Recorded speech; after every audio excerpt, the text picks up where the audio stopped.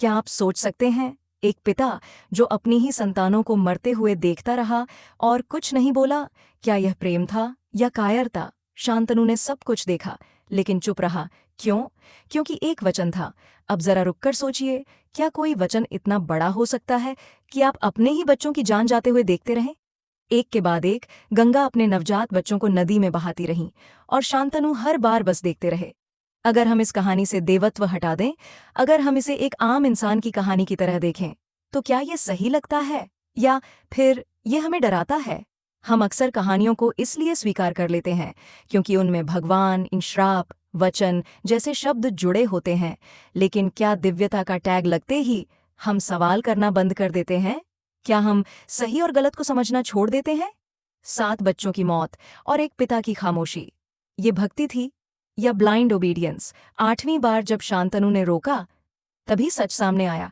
लेकिन सवाल ये है, अगर वो पहले ही बोल देते, तो क्या 7 जिंदगियां बच सकती थीं?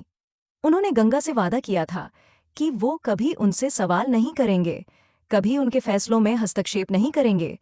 अब जरा रुककर सोचिए, क्या कोई वचन इतना बड़ा हो सकता है कि आप अपनी ही संतान को मरते हुए देखें और चुप रहें? हर बार वही दृश्य दोहराया जाता, एक नवजात शिशु गंगा की गोद में, और फिर धीरे धीरे नदी की ओर बढ़ते कदम। शांतनु सब देखते थे, उनकी आंखों के सामने उनका ही खून पानी में समा जाता था।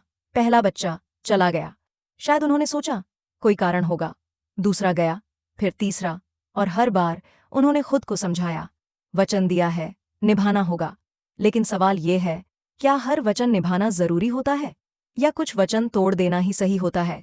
एक के बाद एक गंगा अपने ही बच्चों को बहाती रहीं और शांतनु हर बार टूटते गए, लेकिन बोले कुछ नहीं।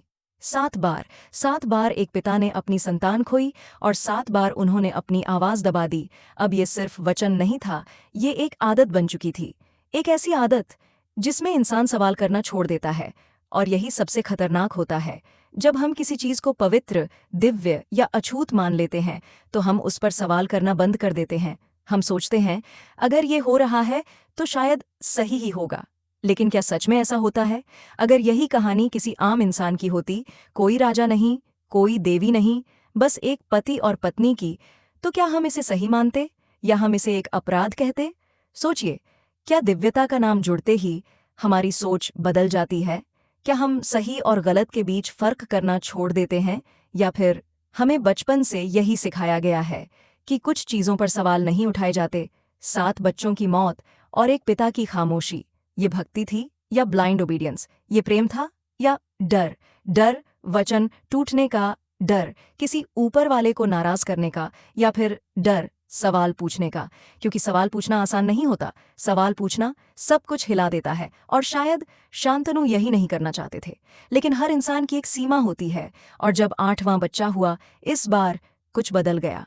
गंगा फिर उसी तरह आगे बढ़ी, नवजात को लेकर नदी की ओर, लेकिन इस बार शांतनु खुद को रोक नहीं पाए। उन्होंने गंगा का हाथ पकड़ लिया। बस, अब और नहीं। ये सिर्फ एक वाक्य नहीं था, ये 7 बार दबाई गई आवाज का विस्फोट था, और उसी पल सब कुछ बदल गया। गंगा रुक गईं, वो मुस्कुराईं जैसे उन्हें इसी पल का इंतजार था, और फिर उन्होंने सच बताया कि ये कोई साधारण बच्चे नहीं थे, ये 8 वसु थे, जिन्हें श्राप मिला था पृथ्वी पर जन्म लेने का। गंगा उन्हें उस श्राप से मुक्त कर रही थीं। सुनने में ये एक्सप्लेनेशन सब कुछ जस्टिफाई कर देता है, लेकिन क्या सच में? जरा सोचिए, अगर ये श्राप वाली कहानी आपको पहले बता दी जाती, तो क्या आप 7 बच्चों की मौत को उसी तरह देखते, या फिर आप पहले ही सवाल करते? यहीं पर असली बात छुपी है। हम अक्सर परिणाम देखकर कहानी को सही ठहराते हैं, लेकिन उस समय जब फैसले लिए जा रहे होते हैं, तब वो उतने ही अस्पष्ट होते हैं। और जो 8वां बच्चा था, वो पूरी तरह श्राप से मुक्त नहीं हो सकता था, इसलिए गंगा उसे अपने साथ ले गई। वही बच्चा आगे चलकर बना भीष्म, एक ऐसा योद्धा जिसने अपने पिता के लिए अपनी पूरी जिंदगी त्याग दी, सिंहासन छोड़ा, विवाह नहीं किया, अपनी इच्छाओं को हमेशा के लिए खत्म कर दिया। और हम इस कहानी को क्या कहते हैं? महान त्याग। लेकिन क्या ये सिर्फ त्याग था, या एक गलत फैसले की कीमत जो पीढ़ियों तक चुकाई गई? एक पिता जिसकी चुप्पी ने 7 बच्चों की जान ले ली, और एक पुत्र जिसने उसी पिता के लिए अपनी पूरी जिंदगी त्याग दी। क्या ये सच में महानता है, या फिर एक साइकिल है जहां एक जनरेशन की खामोशी दूसरी जनरेशन का त्याग बन जाती है और हम उसे आदर्श मान लेते हैं? शायद असली सवाल ये नहीं है कि शांतनु सही थे या गलत। असली सवाल ये है, अगर हम उनकी जगह होते अलग करते, क्या हम वचन तोड़ते, क्या हम सवाल पूछते, या हम भी चुप रहते? क्योंकि सच यही है, कहानी चाहे हजारों साल पुरानी हो, लेकिन सवाल आज भी वही है। हम आज भी रिश्तों में, समाज में, सिस्टम में कई बार चुप रहते हैं। हम देखते हैं, गलत होता हुआ देखते हैं, लेकिन बोलते नहीं, क्योंकि हमें सिखाया गया है शांति बनाए रखो, बड़ों का सम्मान करो, सवाल मत पूछो। लेकिन कभी कभी सवाल पूछना ही सबसे बड़ा धर्म होता है और चुप रहना सबसे बड़ी गलती।